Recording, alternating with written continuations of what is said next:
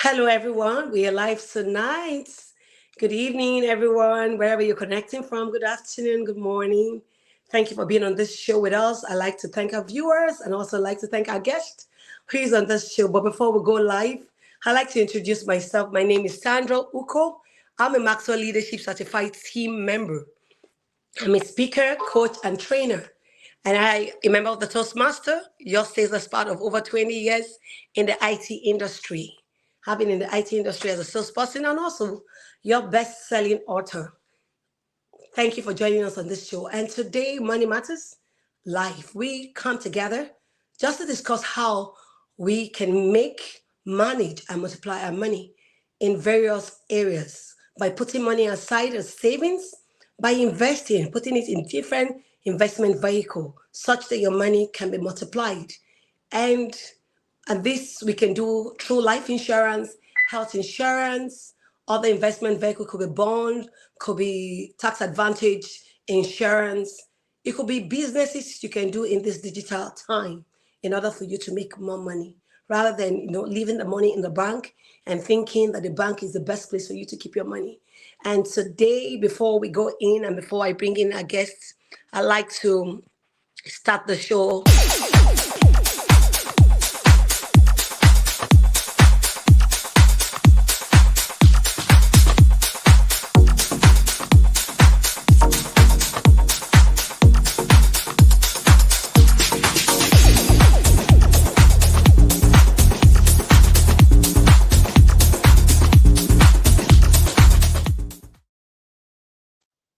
Yes, we're back, and today we have a special guest, and his name is Tracy Baker. Yeah, and before I bring him on board, let me just quickly read his bio. Tracy Baker is a Dayton, Ohio native and a world traveler. He is decorated. He is a decorated United States Air Force veteran who loves music, basketball, movies, fishing, and sunshine. Utilizing his military communications background, Mr. Baker started a small computer refurbishing operation called the Terry's Tech in 2013. And Mr. Baker is also an accomplished public speaker and has been a member of the Toastmaster International for over 28 years. So the next person you get to see is Tracy Baker himself. Great to have you, sir. Glad to Awesome. be here. Glad to be here. Absolutely. Thank Thank you, Miss you. Sandra, for having me. Yeah, it's all over to you. And our topic today is how do we raise fund in these times where men are really, crying out, inflation, everything working just haphazardly. So, can you tell us what can we do to put money aside, raise capital, be able to put money into other investment vehicle? How do we multiply the little funds we have to make them much more, multiply them, and also manage it well? So that we can leave generational wealth for our children yet unborn. He says a good man leaves, an inheritance for his child. So it's over to Growing you, up, sir. growing up in Dayton, Ohio, I had very little. These kids now have iPads, they have money, they have all types of tablets and game systems. When I was young, our game system was 2 feet running across the sky. I bring this up because money then is different than money is now, but money is always the same. And what I mean by that is it's the perspective. You and I grew up in a time where we had to do chores. We probably had to do a lot of things to earn money, which gave us a base and a foundation for how to build wealth, how to make money, how to go out and hustle for it. Now, everyone wants to be given stuff. So on Yeah. today's podcast, I'm not going to sit here and tell you how to make money, how to raise money, because it's going to be different for everybody. It depends on if you're a millennial. It depends on if you're 50 years old. Even though I look 25, I'm 50, but thank you for the compliment. And you have to also think about what your motives are, what your passions are. This is such an open-ended question. So what I'm going to do today is I'm going to spend a little bit of time telling you about my personal journey and what I've done, Miss Sandra. And hopefully your viewers can hear that and say, wow, that's something I can pick from his journey, his message. And also maybe it's something I've done or doing that I can take to make money, build wealth, and do all types of things that'll help me. Now, first and foremost, I mentioned Dayton, Ohio. When I was growing up, we had government assistance. We had big cheese blocks and potatoes that we got for free from the government to eat. And it was okay because it was something that we had to do to survive. Because we didn't have a lot early on, Miss Sandra, I built a work ethic where I would go out and I would cut grass, I would rake leaves, I would shovel snow, I would clean gutters, Sure. manual labor at 12, 13, 14 years old, because I needed to find a way to not only supplement my own income and what was happening, but give a little bit back to my mom who was struggling, trying to make ends meet and trying to make things happen. So I started at an early age, whether it was delivering newspapers on a route at 4:30 in the morning as a 12 or 13-year-old. And I know labor laws and things like that were different back then. So nobody write in and said, hey, you shouldn't have been doing that. I promise you, there's no 13 or 14 or 15-year-old doing that thing now because their parents are probably taking care of all of their needs and doing what they have to do. I'm bringing this up as a foundation, Miss Sandra, for how I am because I've always been a hustler. I've always been one to work hard. I've always had a job of some sort since I was a young teenager. And that's where the foundation has to start. A person can't start today and just say all of a sudden, oh my gosh, I want to start a business, because they're going to be looking for easy money for somebody to give them a grant or something so that they can start their business. Nobody really wants to go out and scrape and scrap and hustle and try to make things happen. That's very important to remember, because I'll tell you how I have done my business and have done my business over the course of the past 13 or 14 years since I retired from the military. And the biggest way is by hustling and scrapping and scraping. You ask, what are some things that we can do to start building that wealth and handing over some type of legacy to our children? The best way to do that is to teach your children now the importance, the value of money, of True. wealth. Not of here's $300 for the new Michael Air Jordans, not here's $800 for an iPad, but let me work for it.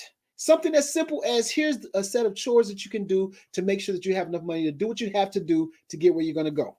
Now, share all this with you, Ms. Sandra, because this is the foundation that I have. So let's transition 20, 30, 40 years. I went through the United States military. I went around the world. I did all kinds of things. And as I did, I always tried to find a way to think about the future and what I want to do with my life.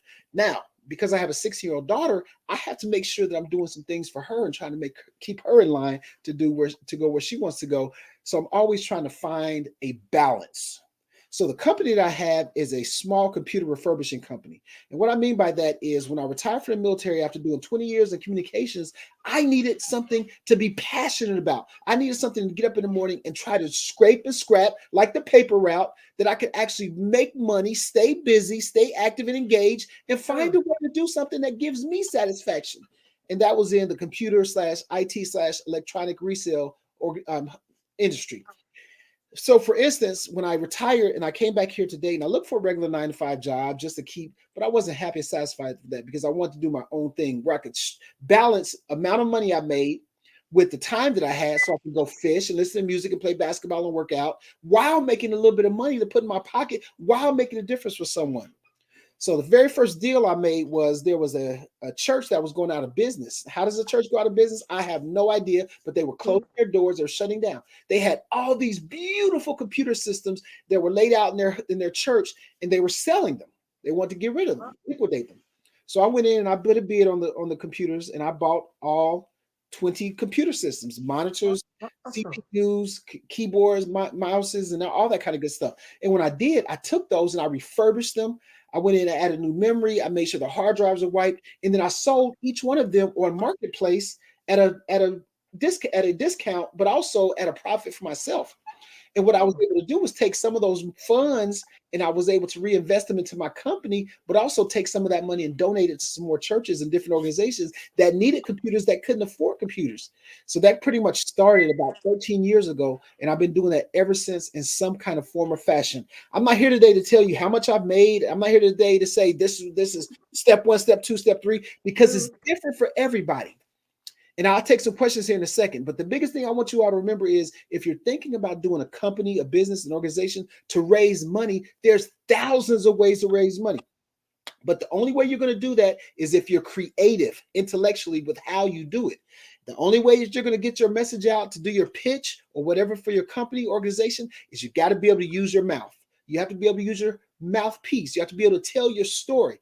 And that's where Toastmasters and different organizations that allow you to build your public speaking skills comes important. Because if you have the best idea in the world, Sandra, let's say you have a revolutionary Elon Musk type of idea, but you don't have any way to tell anybody. and it's time to give a speech about it, and all you say is Oh my God. and and maybe, and I don't know, and you have no confidence, then no one's gonna buy your product or No. service. So you have to find a way to use your voice. So today I'm really sharing with your viewers that you have to find a way to take your power, your passion, your platform, your protocols for whatever organization. I can't sit here and tell you how to sell bakery items. I can't tell you how to market cupcakes. I can't tell you how to do hairstyles. I have no hair, so I can't tell you how to raise money for hairstyles. I'm not here to do that today. What I'm here to do is tell you is that if hair is your passion, if bakery items are your passion, if cars are your passion, you have to marry your passion up to your ability to tell and sell your product, up to the hustle that you want to put into it, to go to organizations, to go fund me, to crowdsource, to do any type of grant writing or anything that you have to do for your particular endeavor to make money. It's not the same across the board. So I would encourage your viewers and you to find a way to figure out what it is that you want to do with your platform, your organization, your business, and then you have to go from there to figure out how to make it work for you. What questions do you have before we continue on, Miss Sandra? Yes, I want to find out beyond your passion, beyond you being able to speak, how do you meet people at the midpoints where they have issues, they have problems? How do you become relevant to them? I have a lot of word of mouth business in my city. I have a lot of people that are repeat customers that buy computers from me or buy information technology things from me over the years, and it's word of mouth. I do no advertising. I have no website. I have no type of funding or crowdsource or anything like that. I literally sell $300 to $400 worth of computers a day, literally by word of mouth and by going out. When a person has a problem or issue with anything that I sell, I guarantee what I sell. My reputation is pretty good, so I'm always willing and able to make sure that whatever problems anyone has, I can articulate them. They can articulate to me what's going on, and I'll take care of it. A lot of things that I sell are pretty much as is, but they're high quality because I've tested them. I've gone through them using my military background, my knowledge in computer hardware, software to make sure that everything that I sell is good. So I rarely have a problem. The only time I've had a problem with selling a product was when I sold a particular computer system, which was really good at the time, and it had a good powerful memory and a nice monitor and everything. And the young woman that bought it decided that she found a better price somewhere else from another ad on the marketplace, and she wanted me to refund some of the money so it would match what the other ad had. And of course I said, are you serious? No, I'm not doing that. So she gave me a 1-star rating, and she said I wouldn't give her a refund and I wouldn't do those things. And I'll take that. If that's what you want to do, that if your life is like that, fine, go ahead and give me a 1-star rating. But I still have hundreds of other 5-star ratings when it comes to what I do. So you just have to be passionate about what it is that you do. Take care of any problems or issues that people have, but at the same time, stay firm and true to your beliefs, your product, your service, and make sure you have a quality product or service and it'll stand by itself.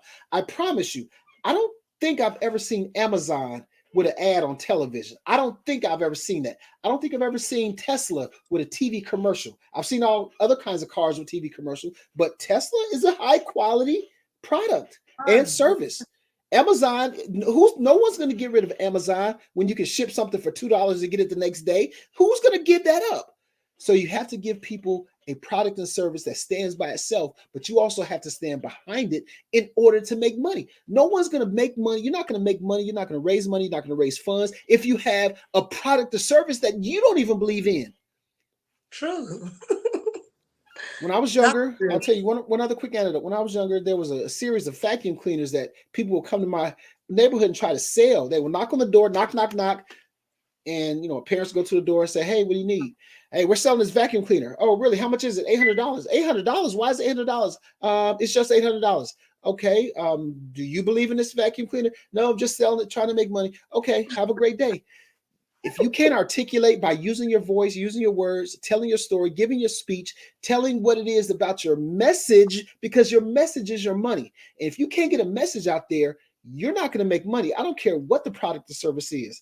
So for me, I believe that I have a strong message. I believe I use my voice to tell my story. I believe that when someone contacts me to purchase a particular item, I give them the good, bad, and different of what's going on. And they're able to make a decision about whether or not they want that product or service.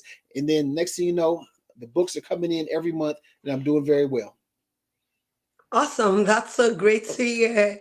That's it. You have to learn how to use your voice. You have to learn how to use Your voice, beyond just having a solution or having a product, if you don't know how to market it or take it out for people to get to know you, then no one will deal with you. And you must stand by your products. You must have an integrity. Yeah, you must have integrity such that you're able to back up what you sell. And you Yes. must believe in what you sell. Like he rightly said, you must believe. It's like you coming to tell me you want to sell something and you don't believe in the product. Then how do you get me to believe in it? Like he rightly said that somebody knocked on the door and the lady said, you believe in your product? And you say, no, you just sell it to make money. Nobody's going to deal with you. Nobody's going to do any business with you. So like Elon Musk, yes, there's really no rich person who doesn't have a product or service he or she is selling. But beyond just having a product or service, you must be able to use your voice to communicate. You must be able to sell yourself. And that's the same thing when you go for interviews. You ask, tell me about yourself. Why do you think you're a best fit for this company? You must be able to sell yourself, sell your product, or sell whatever services you have. What gave you that confidence, that passion to be able to take your products to sell? Because you must be able to speak. Because you find that a lot of times why people don't, people will tell you, oh, I'm not called out to sell. I'm not called out to market because they actually feel that they're shy, they're timid, they can't stand people. So how did you overcome those? Did you ever have that issue? And when you did have it, what did you do to overcome it? As a young man growing up in Dayton, Ohio, I was bullied. I was abused. I was often tortured and just mistreated. Tracy's a girl's name. Tracy's a girl's name. No, it's not. Please don't call me that. Oh my God. And I can remember running for my life to try not to get beat up, running away from people. I'm going to beat you up. No, you're not, because I'm going to run. Oh my gosh. And I just had no confidence at all. I had no kind of self-esteem. I had no kind of positive self-image because I believed that everybody else was stronger than me, bigger than me, faster than me. And I believed that the voice that I had inside was meant to be stifled and to stay where it was, because if I tried to open my mouth and being bullied, I would get beat up some more. So I found myself in a bubble, in a cocoon, just quietly sitting there, Miss Sandra, not saying a word. Then I realized one day when I made it to high school that I had a teacher that sat me down one day and said, Tracy Baker, you are the best speaker, the best writer I've ever seen, and you're only a high schooler. How is this Mm. possible? And I was, no, I'm not, no, I'm not. Because all the negative stuff that I heard, I believed. But when somebody tried to give me Mm. positivity, I didn't know anything about that. And I just tried to block that and not listen to that. This same teacher, Miss Mary Kay Sater, God rest her soul, believed in me so much that she said to me, Tracy Baker, I want you to go and I want you to interview the heavyweight boxing champion of the world, Mike Tyson. Now, this was in 1989, and I'm an 18-year-old senior in high school, still scared and bashful and shy. And the first assignment that I get from this woman is to go interview a multi-millionaire boxer, Big Mike Tyson. And I went out to the school where he was being presented with a honorary degree. And I got to the school. I had no direction. I had nobody telling me where to go, what to do. All I had was a big clipboard. And I was walking around looking, where do I go? What do I do? And I was so scared. Oh my gosh. When I went into the venue, I sat down in the risers way up in the bleachers, and everybody else was up on the stage way at the front. And the press conference started, and they got up, the president of the university, the mayor of the city, all these VIPs were there. And Mike Tyson gets up to speak to get his award. And he says, is there a kid here named Tracy Baker? What? Tracy Baker? That's me. Oh my God. So the usher comes over and escorts me down to the stage. And now I find myself, Miss Sandra, sitting right next to heavyweight champion of the world, Mike Tyson, on a stage with all the rest of these big wigs and these incredible VIPs. And Mike Tyson says, hey, kid, what's your question? You're a clown. You mean ask a question? What do you mean ask a question? And kid, I'm the same age you are. What do you mean, kid? You know what? Do you like boxing?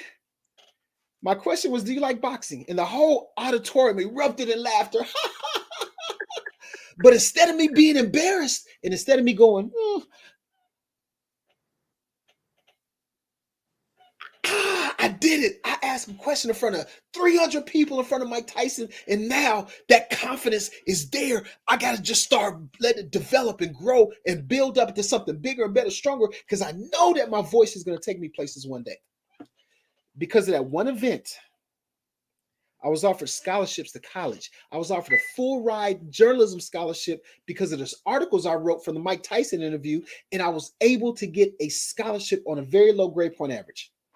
Like I told you when I started, Miss Andrew, I've hustled, I've scraped, I've scrapped. I've had to find an alternate way to do everything I've done in my life. So this is no different. So once I did that, I went off to college.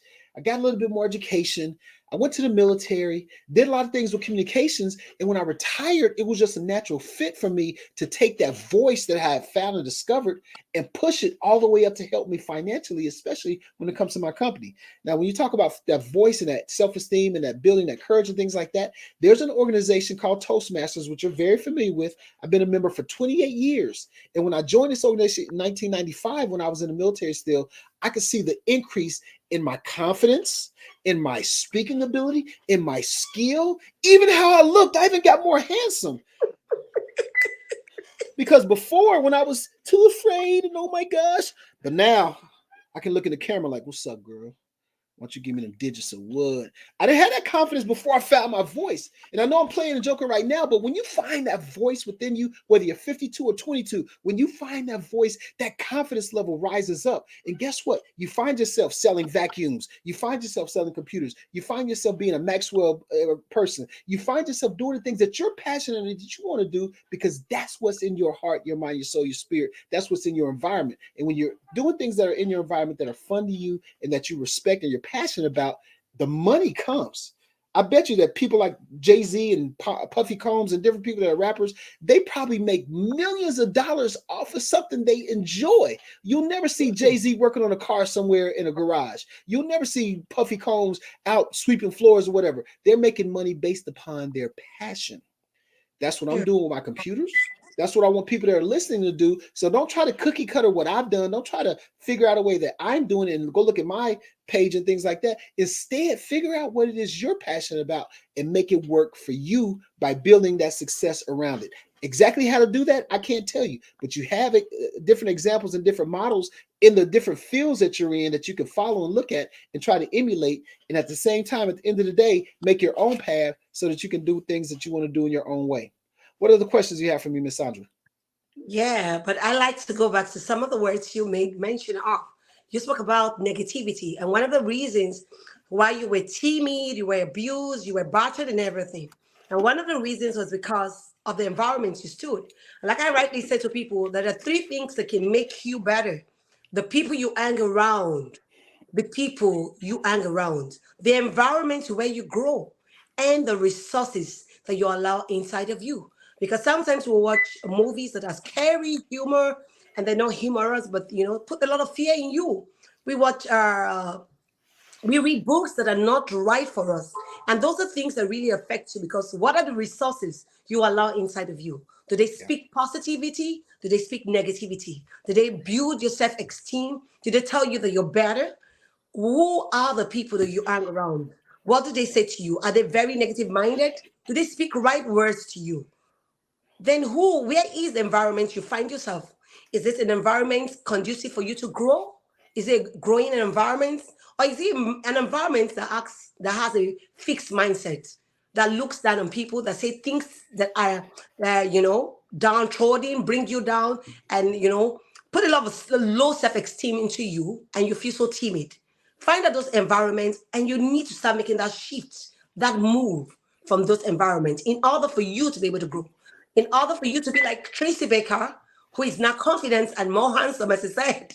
He said, because your confidence level helps you to be able to speak, engage people. You have an idea, you have a passion, you have something you love to do that even when you're sleeping, when you're called upon, you can stand up immediately and speak about what you do.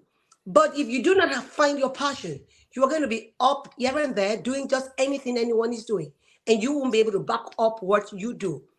Right. Like Tracy rightly said, once you have a passion, once you know what you're selling and you can stand behind it, then you can go farther. Thank you so much for that. I think I really do have it was quite interesting. But before we go into the next phase, I'd like to take a water break. Are you thinking of how to publish your book on Amazon or how to get your published book to become an Amazon bestseller book? Dip Insight Books is the perfect in-between solution in transforming your ideas into a book. We can help you with all the complicated parts of publishing, such as process TO transformation. What we do: full manuscript evaluation, receive quality assurance edit, full copy edit and final proofread to remove spelling and grammar mistakes, oversee your cover design, create your interior layout, publish and distribute your book, lock down your marketing strategy. Ghostwriting, where there is no manuscript. Our goal is to help you publish your book promptly. Contact us today at 404-740-9091. Email us at info@dipinsightworld.com. To start the submission process, check us out at www.books.dipinsightworld.com and submit your details. You can visit our Facebook page at Dip Insight World. So welcome back. Yeah, what's your driving force to join in the military?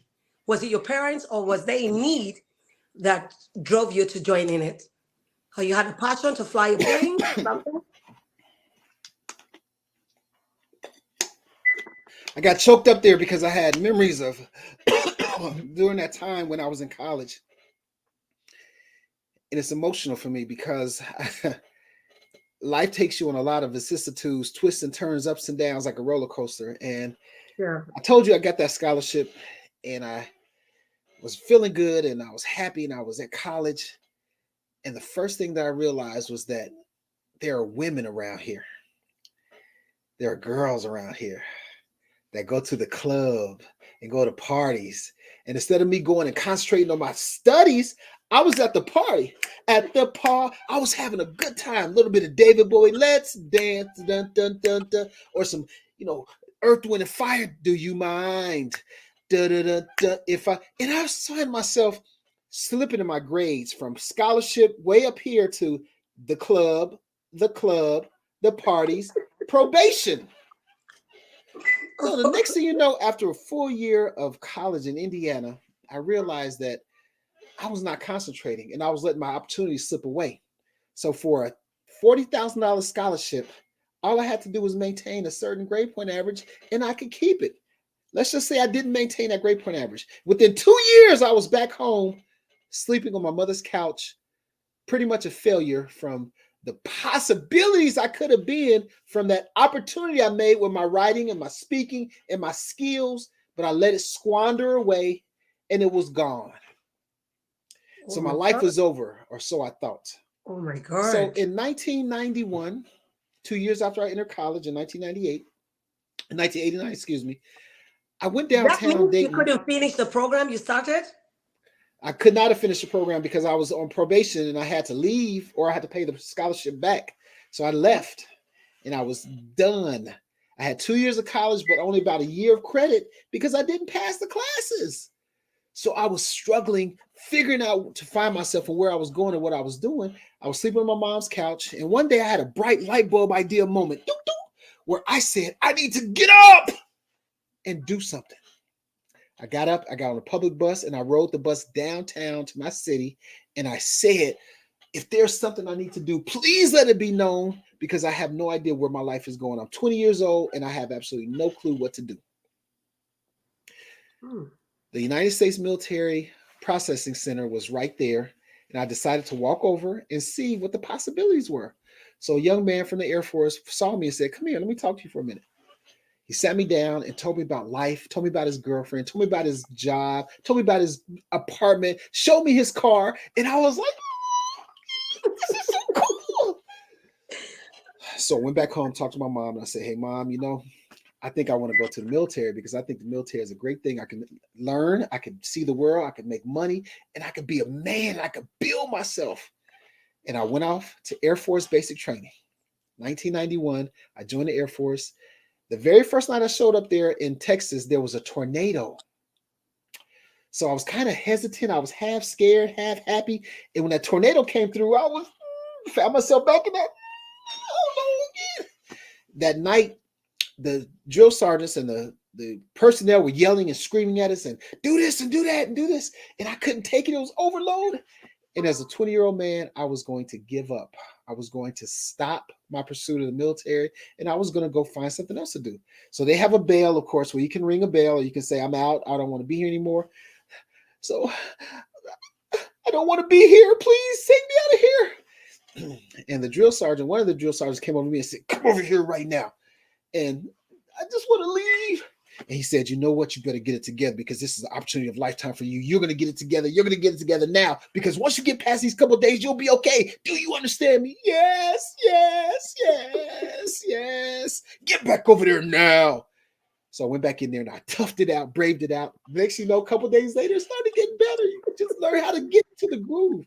So I graduated from that school, Miss Sandra, and the next thing you know, I was heading to my permanent base here at Wright-Patterson Air Force Base, and I was able to complete my degree at Wright-Patterson Air Force Base. I was able to play intramurals in basketball. I was able to build up, bulk up with muscles. I mean, what you see now, you don't just get this overnight. I had to work on this for a long time. That's not a joke. I'm not sure why you're giggling. That wasn't meant to be a joke. This is hard work right here. True. The biggest thing I tell people now about whether it's military service, whether it's going to law school, whether it's going to any type of public, whatever it is, have your heart and your passion in it. If you have your heart and your passion in it, it makes a difference. And when you make a difference, it goes back to the same things we've been talking about with making money, with raising funds, with finding a way to use your voice. It all comes in the same package if you think about it. So I tell young people, especially your young listeners that are listening now, I would tell them, find a way to anchor yourself at a point to where you can build around it. And you leave that anchor point right there so it doesn't move at all. You stay strong and firm in what you believe. If you'd like to do things a certain way, you stay there. Don't move around left and right because you'll find yourself all over the place. So you have to find a way to stay in one place at one time to do the things you're going to do. So the military has been a great thing for me. I did it for 20 years. I retired in 2011. And when I retired, I kind of missed it for a while. I missed having that uniform. I look good in uniform. My uniform was fit. Ow, shoulders nice, hair was cut, mustache was trimmed, just the mustache, not all this gold and every brown. But the point is, I felt good. It felt good to be in that uniform. So I encourage young people to find what uniform you feel good in and use that uniform to build your career, to build your funds, to build your company, your organization, your protocols, whatever you want to build, and make it work for you. I can't tell you exactly how to do that, nor will I even try. But I promise you, if you get a passion for yourself, you'll be okay. Do we have any questions in the chat for anybody online? Yeah, that's a great one. That's true. And you just said it right. Success is uphill. It's not easy to climb up, but you've got to go through it. You've got to, give yourself to it. You can give up. You can cut short what you've started. And you can look back. It says when you look back, you can move forward at the same time. It said those who look back can move forward at the same time. You're going to stumble. So you're either looking back, then you want to stay back. You want to look forward, you've got to be moving all the way. And it is true that for you to be successful, it's not easy. There will be difficult times. There will be times you want to throw in the towels. There will be times you want to like, I want to stop it. But if you just stay some bit more, you will get through. Just like he rightly said, he was almost giving up. He was out already. He wanted to go out. But thank God he had a speaker. He had a voice. Somebody spoke to him. And that was what kept him. And before you know it, today is a story. 20 years back down, he's done. He's out of it. He's learned all he needs to learn, made all the money, made connection and network, so much more. So that's to let you know that nothing easy comes easy. Nothing good comes easy. You have to go through the painful time. But like my daughter will rightly say, Mommy, no pain, no gain. She will always tell you beauty is pain. For those of us who do our hair, those who do a lot of things just to look good, you would go through the pains before you look beautiful. So there is a scar before there is a testimony. So you've got to go through your painful seasons in order for you to be there. And I tell a lot of people, sometimes I will go through these difficult moments, not just for us, it's for the people coming behind us. We go through diverse things in life to be a model to others, to teach others, to be there to say, I went through it. If I did it and I made it, you can do the same, even much more. And that's why we tell our kids that, yes, it might be tough, but you will get over it. And, one word we rightly will often say to them, you can be better than me. You can do better than I did. If I had all the opportunity you have now, like he rightly said, You hardly find any kid of 14, 13 going out there to say he or she want to cut grasses to make money. They sit at home because the parents had made everything very comfortable for them. But you find that even in our times, we've gone past through that. And we are helping those coming behind us to let them know that you've got to do something for yourself. Find out what you love to do now so that you don't have to wait when you have need and start thinking. Then you can think because everything is coming at you. You want to make money. But this is the time to look inward, find out what you love to do, find out what you can do without being paid. You get joy from, and start doing it. Yes, you might not get paid for the first time, but as you get good, like I rightly would tell anyone, no leader got doing anything first. The first time good. They did it the first time, they they failed. They did it the second time, third time, they got good at doing it over and over again. So just like a toddler trying to walk, he walks a bit, he falls down, he gets up again, and because of the chairs, everybody's cheering, you can do it, you can do it. You find that the toddler is able to walk, and before you know it, he's able to run. And before you look back, he's kicking the ball. He's good at what he continued to do over time. So for whatever you have chosen to do, whatever you have a passion, whatever you think is your passion or your calling, get doing it and keep doing it. Consistency is the key to getting there. Thank you so much. Then after being there, was there an opportunity for you to get the computer from the church? Was that what drove you to having a refurbishing tech company?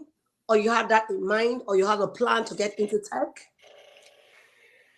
As a young man growing up in Dayton, Ohio, in the 80s, they had computers called Commodore 64s and Timex Sinclairs.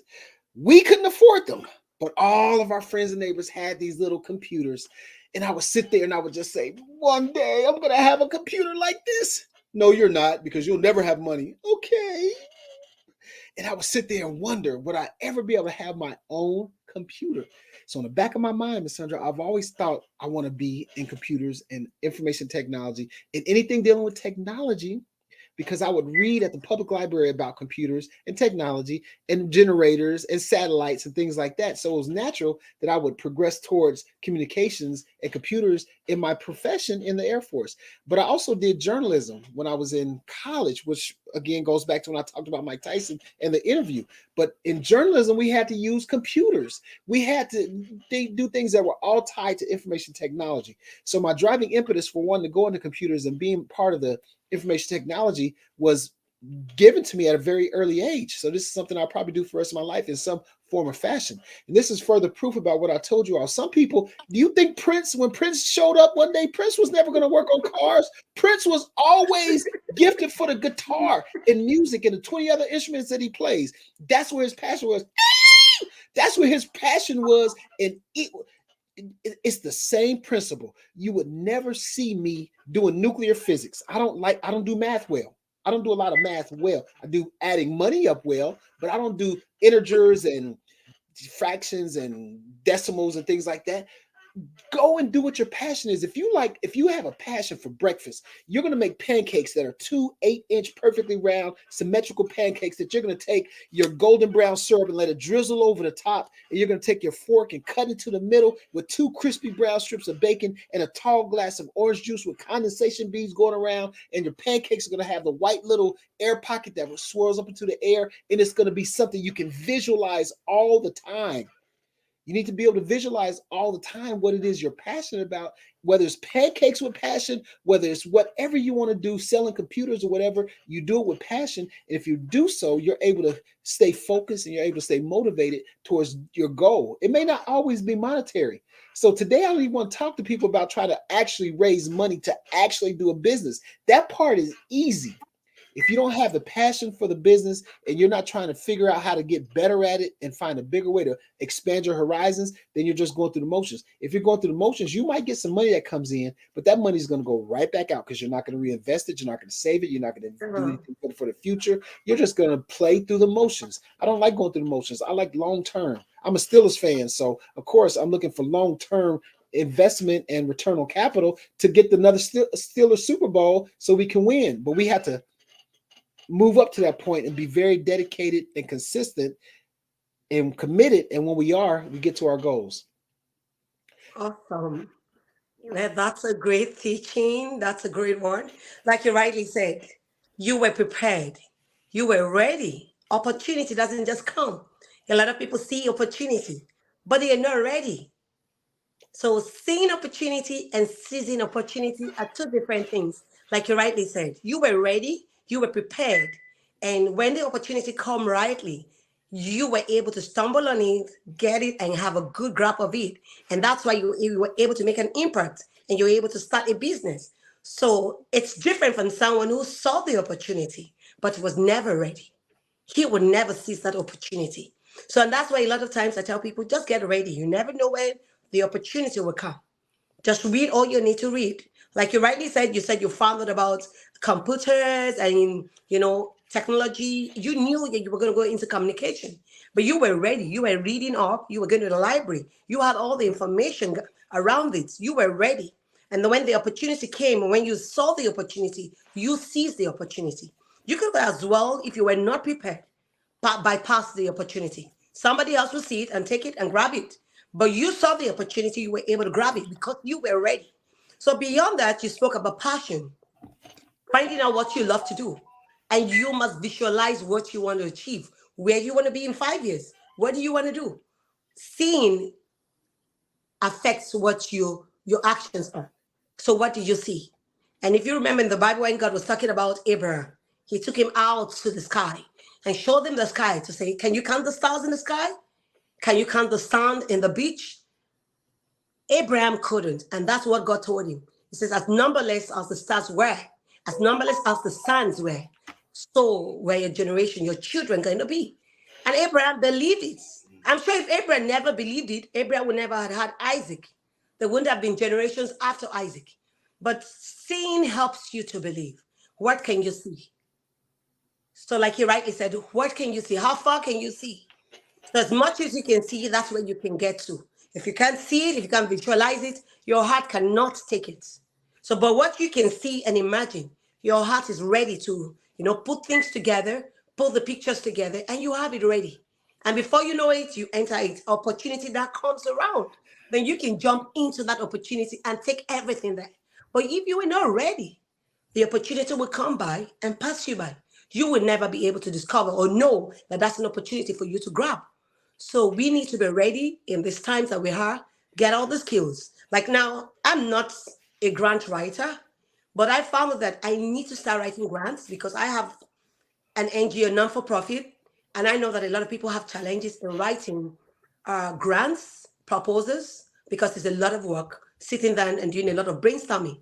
But I found that because I know that that's an area that I love to write, I love to journal, then I think, oh, this will be a good area for me to go into. And I found that I have a friend who has this skill, and I'm ready to work with her mutually just because I want her to train me. Because I know that opportunity will come, there will be grants for me to apply to. And if I can apply for myself, then I can help every other one around me to apply for grants. So on today, I'm learning. I think one of my friends probably will be on this show, Messina Felix. She's also a member of the Toastmasters. I met her during the annual conference, and she told me she's done this and that, and she was willing to put me through and to guide me. So find out what you want to learn. Sometimes you might not have the money to go learn it. You might have people around you, experts around you. You need to open your eyes, meet with people, interact with people, speak out. It is by sharing your story that you get to know who is there that can help you.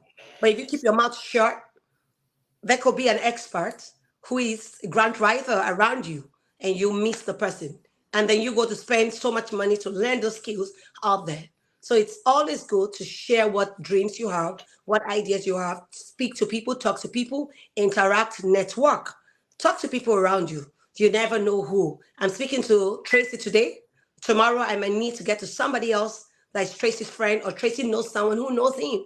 And through Tracy, I'm able to leverage my relationship with Tracy to get to the other person.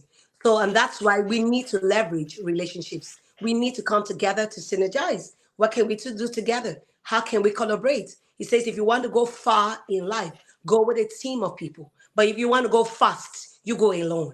But I'd rather go far because I want to go with a team. And that means I'm going to be leveraging on Tracy's know-how, knowledge. Tracy's going to be leveraging on who and what I know. And so we can do things together. So beyond just working alone, there is the profiting that comes together when two people come together to do things together. They're able to work on, and they're able to leverage, and they're able to collaborate. They're able to, synergize and go farther in life than rather you going alone. And there's this word, I, myself, and me.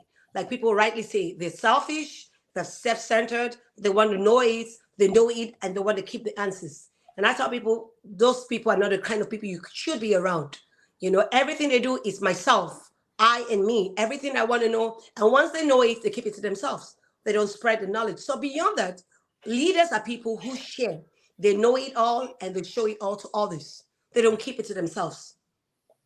So thank you so much. And were there times in life where you had difficult moments in doing your business? I want you to just give us a scenario where maybe business didn't go well for you. How did you manage? Because I found out that some people, when things don't go well, they just throw in the towels, they move into another business.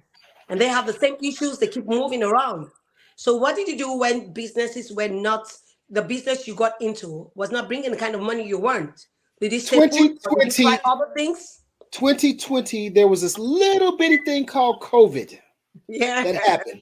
And my So, business was a mile a minute and I was doing well. And all of a sudden, boom, a screeching halt to nothing.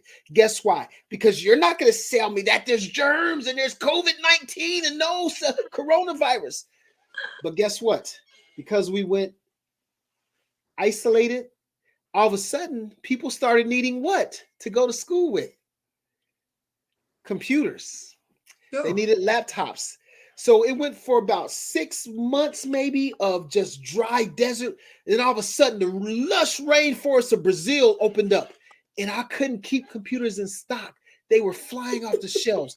They were a good price. And I was delivering 4, 5, 6, 7 a day. And they were just going all over the little region that I live. So during those 6 months, it was kind of tough. And I was, oh my gosh, what am I going to do? I mean, I had other income and things like that. But majority of what I do on the side for my side business was suffering because of the corona. And I've realized that you have to maximize any bad situation and try to find the good in it. Once I found that niche where people are starting to buy, and I was getting more computers and refurbishing them, and my team and I were making things happen, the next thing you know, I'm back to a good surplus. I've got a good amount of computers in my storage place, and I just had a lot of business going, and it just kept going strong for about another 3 years. It probably tapered off a little bit this past year, I think, because no one's really coronavirus down anymore. It's no more COVID-19. So now they're Everybody back thought that. to normal. People are back in school. They are back in the regular school. So now it's just regular business. And that's still pretty good for me at this point right now. So I would encourage all your listeners and your viewers here and your fans to make sure that they understand that even through the dark storms of life, it's like they say, can you stand the rain? Put that umbrella up, stand under it, and make sure that water just falls off of you. If you get too upset or too scared of a little wetness, then just find a way to run from that and find a way to run towards the prosperity and run towards what you're going to do. We can do all things through Christ, which strengthens us. Sure. And we know also that all things work together for good for those that are called according to the purpose. And you have to know what your purpose is. Again, tie back to your passion. Again, tie back to your voice and be able to articulate that. I was able to sell computers to people in coronavirus simply by just saying, here it is.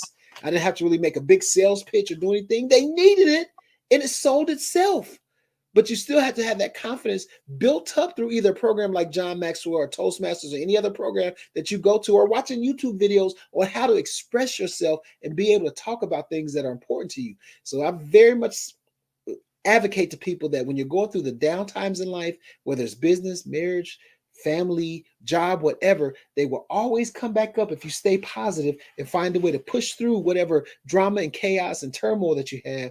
And I think that you'll be just fine. Yeah, that's true. There would be down moments.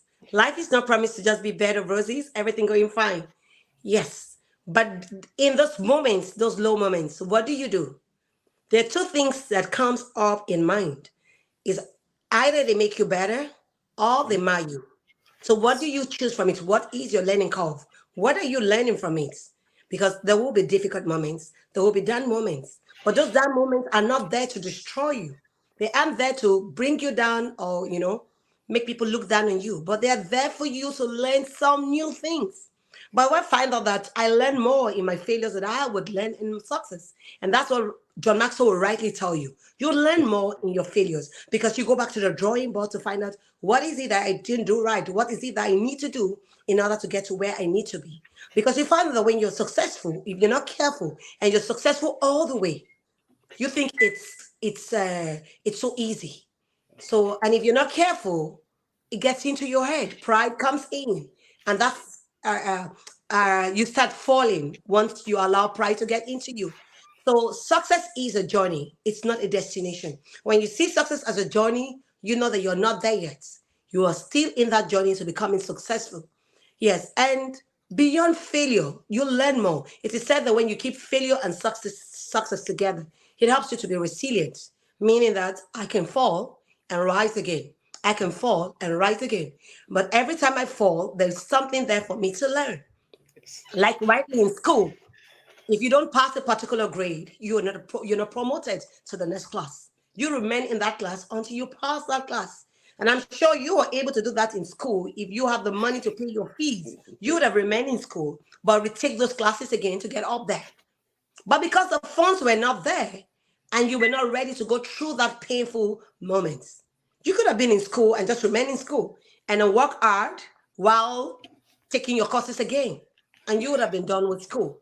But God has called us. We have different paths. I tell people we're Yes. not in a rat race. We're not here to compete with each other.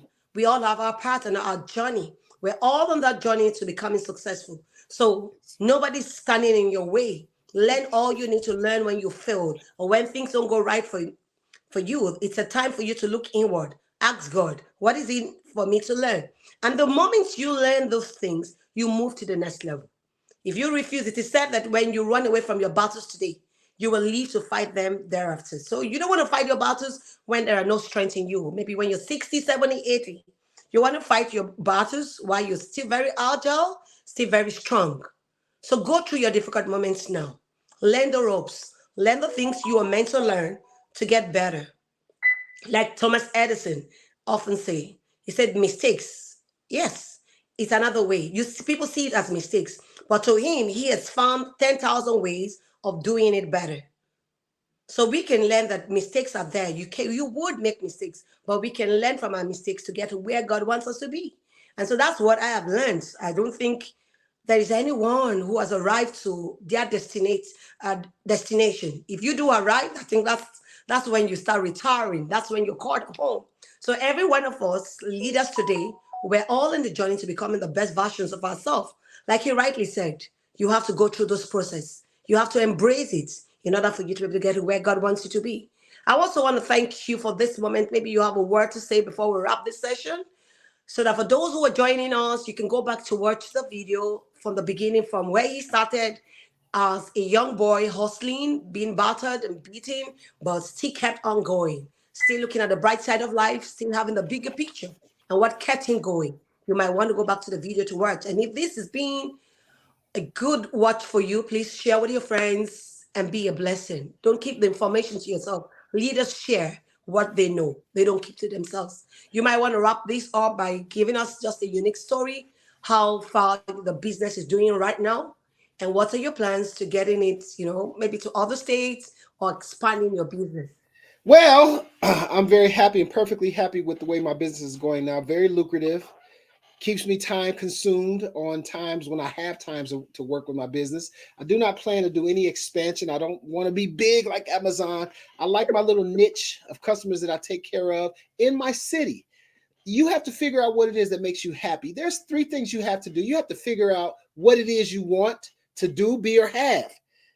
You got to figure out the plan, most of the time in writing, to figure out how to make that happen. And the third part is you have to motivate yourself. I'm not interested in being a multi-millionaire off of selling computers. I'm interested in I purchased several vehicles because of the money that I made over the course of the years with my computer sales and things like that. I've taken vacations. I've done things that was extra income for those type of things that I was able to take care of. You have to know what your why is, just like in speaking and Toastmasters or any other organization, John Maxwell. What is your why? Are you here to change the world? Most of the people aren't going to change the world. Most of us aren't going to be on the worst stage selling our stuff or telling our story, but I can find one or two people that I can make a dynamic impact on from what I do, what I say, how I am, and how I have fun.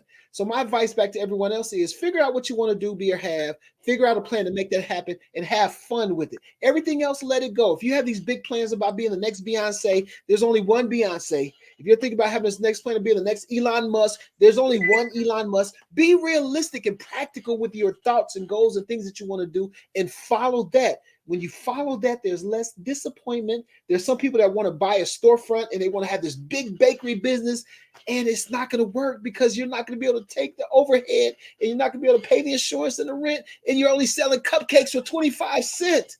I have no overhead. I have no storage space. Everything I make is pretty much pure profit. I pay taxes on what I make and what I do and how I do it, and I always keep it in line with doing the right thing. In business and in life, you have to figure out what it is and you have to make that happen and have fun with it. Everything else is just going through the motions. I don't go through the motions. I do everything I need to do on principle and practical purpose, and I like to do it in style with passion and energy and make a way to find someone to make their day. Thank you so much. That's a great ending. Thank you. Knowing your why and knowing that a journey of 1,000 miles starts with taking a small step today. Start that business, come together, put your ideas together, and start no matter how small it is. A journey of 1,000 miles starts by putting that little baby steps. Put them together, and you will gradually get to your destination. Thank you Yes. so much. But before we call it a day, our contact details, should you want to reach us, should you want